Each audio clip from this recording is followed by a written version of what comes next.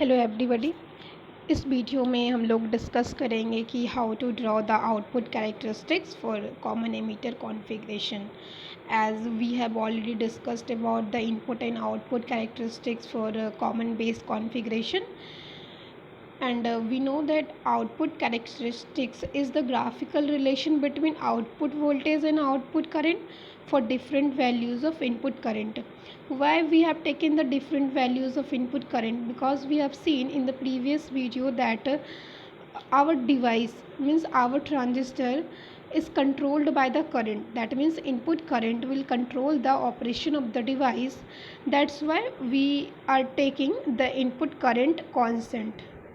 Okay, now if we'll talk about the device operation, as you can see here, this is NPN transistor, and in NPN transistor, if you have to make the common emitter configuration, that means emitter will be common. Emitter will be common means emitter will act as both input source as well as the output source.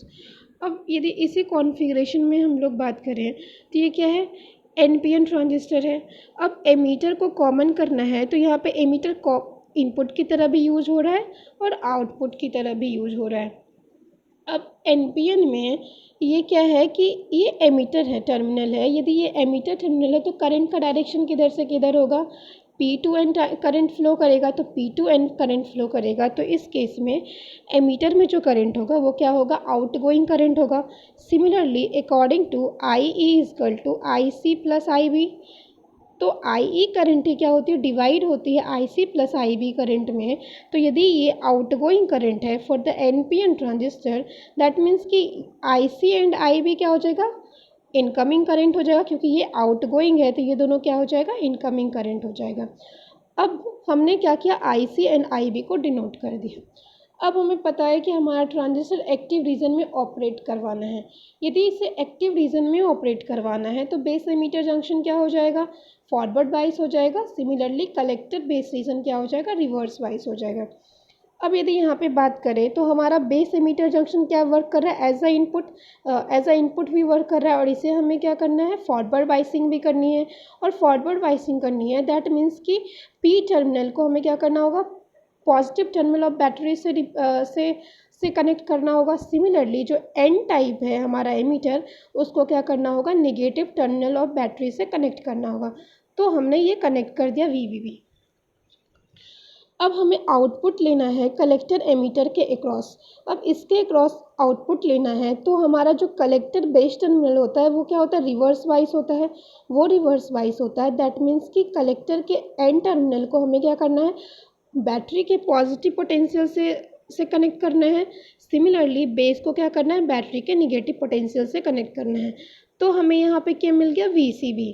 अब यहाँ पे हमें positive terminal मिला है और ammeter में क्या मिला, नेगेटिव टर्मिनल मिला है। दैट मीन्स कि ये कनेक्टेड होगा कलेक्टर कनेक्टेड होगा पॉजिटिव टर्मिनल ऑफ बैटरी से। सिमिलरली एमीटर कनेक्टेड होगा नेगेटिव टर्मिनल ऑफ बैटरी से, और ये जो वोल्टेज होगा ये क्या हो जाएगा, VCC वोल्टेज हो जाएगा। अब आउटपुट कैरेक्टरिस्टिक्स जैसे कि हम लोग ड्रॉ करते हैं output voltage versus output current. तो यहाँ पे हमने क्या देखा कि हमारा आउटपुट करंट क्या है, IC करंट है, क्योंकि हम लोग आउटपुट लेते हैं कलेक्टर के क्रॉस। सिमिलरली आउटपुट वोल्टेज क्या है, VCE ऑफ E है, इसके क्रॉस।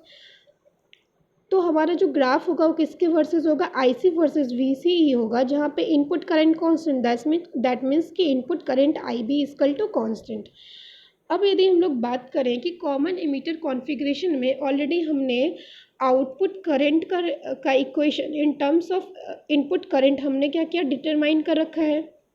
वो क्या होता है, IC equal to beta IB plus beta plus 1 into ICB of O, जहाँ पे beta plus 1 into ICB of O को हम लोग ICE ऑफ O से भी डिनोट करते हैं। ये होता है हमारा लीकेज करंट, या इसे क्या बोलते हैं, current through collector emitter junction when base terminal is open circuited.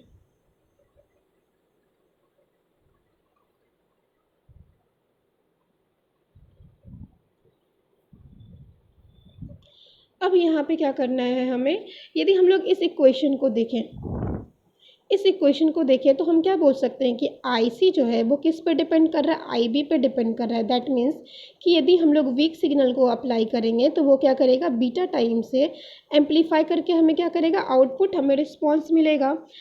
हमें इक्वेशन देख के तो बस लग रहा है कि IC IB पे ही सिर्फ डिपेंड कर रहा है। ओके, इस पॉइंट्स को ध्यान में रखना है। आगे हम लोग चलते हैं फर्स्ट केस कि हमने क्या किया कि IB इक्वल टू 0 कंसिडर किया। यदि हम लोग IB इक्वल टू 0 पुट करते हैं दैट मीन्स कि IC इक्वल टू क्या हो जाएगा, बीटा प्लस 1 इंटू ICB होगा, जो कि क्या बताया अभी जस्ट मैंने कि लीकेज करंट होता है। और यदि ये लीकेज करंट होगा तो ये क्या हो जाएगी, लीकेज करंट की वैल्यूज कांस्टेंट होगी। तो सिमिलरली हमने क्या किया, ये वाला जो IB इक्वल टू 0 पे ये ग्रीन कलर का ग्राफ जो है हमने प्लॉट कर दिया।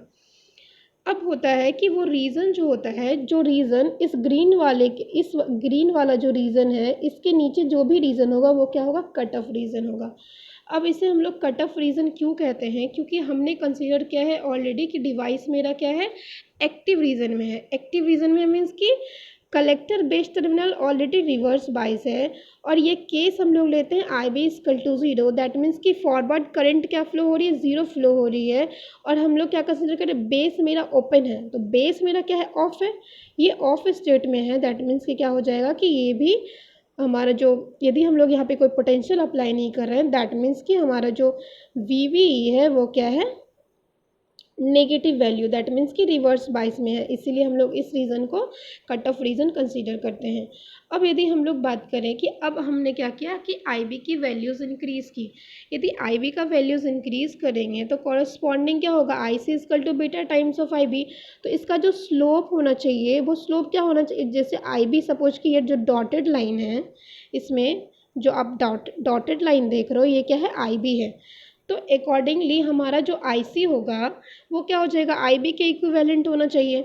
पर इसमें क्या होता है ना कि सेम स्लोप नहीं रहता, स्लोप क्या होता है ना, इंक्रीज हो जाता है। IC करंट क्या होती है, इंक्रीज हो जाती है। जैसे हम लोग देख रहे हैं कि जो डॉटेड है, डॉटेड से स्लोप क्या हो रही है, इंक्रीज हो रही है, जो हमारा IC करंट है। अब ये करंट जो है इंक्रीज क्यों हो रही है, क्योंकि यहाँ पे अकॉर्डिंग टू इक्वेशन हमने देखा था कि सिर्फ ये IB पे डिपेंड करता है, पर इन रियलिटी ये VCE पे भी तो डिपेंड करेगा ना, क्योंकि VCE इक्वल टू क्या होता है, VCB प्लस VBE। तो यदि हम लोग VCE को जैसे जैसे इंक्रीज़ करा रहे हैं दैट मीन्स कि VCB इंक्रीज़ कर रही है। अब VCB इंक्रीज़ कर रही है, ये क्या है, reverse bias voltage. Reverse bias voltage increase करेगा तो डिप्लीशन विड्थ इन क्या होगा, बेस रीजन इंक्रीज़ होगा, जिससे इफेक्टिव विड्थ क्या हो जाएगा, बेस रीजन का वो डिक्रीज़ हो जाएगा। उसके डिक्रीज़ होने से रिकॉम्बिनेशन क्या हो जाएगा, कम हो जाएगा। अब रिकॉम्बिनेशन कम हुआ, जहाँ पे ये पॉइंट रेड वाला है, रिकॉम्बिनेशन कम होने की वजह से क्या होता है, IB करंट कम होती है और IC करंट क्या होती है, इंक्रीज होती है। तो VCE की वैल्यूज जैसे जैसे इंक्रीज होगी, इस टर्म ये टर्म क्या होती है, इंटरनली डिक्रीज होते रहती है। और IC क्या होती रहती है, इसकी वजह से इंक्रीज होते रहती है। इसीलिए क्या होता है, स्लोप हमें देखा जाता है। अब यदि हम लोग बात करें कि ये रीज़न, हाँ अब पहले है कि ये ग्राफ मैंने प्लॉट कर लिया, ठीक है। अब हम लोग क्या देख रहे हैं कि सपोज मैंने IB equal to input current हमने अप्लाई किया है 10 micro ampere, 20 micro ampere, 30 micro ampere. तो हम लोग क्या देख रहे हैं कि हमारा आउटपुट करंट जो IC है इस केस में वो क्या आ रहा है, 10 milli ampere, 20 milli ampere. That means कि ये एम्पलीफाइड वर्जन आ रहा है। और एम्पलीफाइड वर्जन आ रहा है मतलब डायोड हमारा एज एन एम्पलीफायर वर्क कर रहा है। और diode as an amplifier work कर रहा है कि दैट मीन्स कि डायोड क्या हो जाएगा, एक्टिव रीजन में हो जाएगा। इसीलिए इस रीजन ऑफ ऑपरेशन को हम लोग क्या बोलते हैं, एक्टिव रीजन ऑफ ऑपरेशन। अब यदि बात किया जाए कि ये यहाँ पे कुछ वोल्टेज जो है, यहाँ पे कुछ ना कुछ स्मॉल अमाउंट ऑफ वोल्टेज होगी VCE को, तो ये यहाँ पे ग्राफ हम लोग क्यों नहीं प्लॉट कर रहे हैं, यहाँ पे हमारा जो हमारा ट्रांजिस्टर है वो एक्टिव रीजन में क्यों नहीं ऑपरेट कर रहा है, क्योंकि हमने ऑलरेडी पता है VCB equal to VCE minus VBE। और हमें पता है जब VCB की वैल्यू पॉजिटिव होगी in case of NPN transistor, तो हमारा जो ट्रांजिस्टर होगा वो क्या हो जाएगा, रिवर्स वाइस में ऑपरेट करेगा। पर सपोज इस वाले केस में जहाँ पे VCB equal to VCE minus VBE है, और इसकी क्या होती है, यदि सिलिकॉन हम लोग मटेरियल कंसीडर करें तो VB की वैल्यू क्या हो जाएगी 0.7, और यदि हम लोग जर्मेनियम कंसिडर करें तो क्या हो जाएगी 0.3। तो VCE की जो वैल्यूज है, सपोज मैंने स्मॉल वैल्यूज रखा जो कि क्या है कि 0.3 है सपोज, या 0.1 है, तो ये क्या हो जाएगा, VCV क्या हो जाएगा, निगेटिव हो जाएगा। VCV निगेटिव, दैट मीन्स कि ये क्या है, फॉरवर्ड बाइस में है।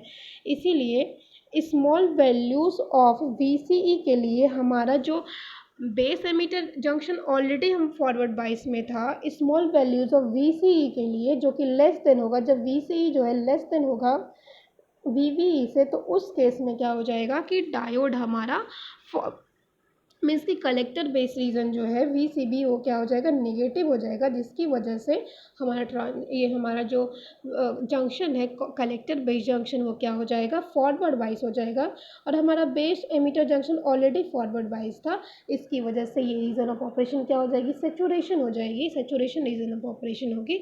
और इस रीजन में हमारा जो ट्रांजिस्टर है एज अ ओपन स्विच की तरह काम करता है, और कट ऑफ रीजन में ट्रांजिस्टर हमारा एज अ ऑफ स्विच की तरह काम करता है। In active region transistor as an amplifier work करता है। तो इस वीडियो में हम लोग इतना देखा कि हम कैसे common ammeter output characteristics plot करते हैं। नेक्स्ट वीडियो में हम लोग आगे देखेंगे, तब तक के लिए थैंक यू।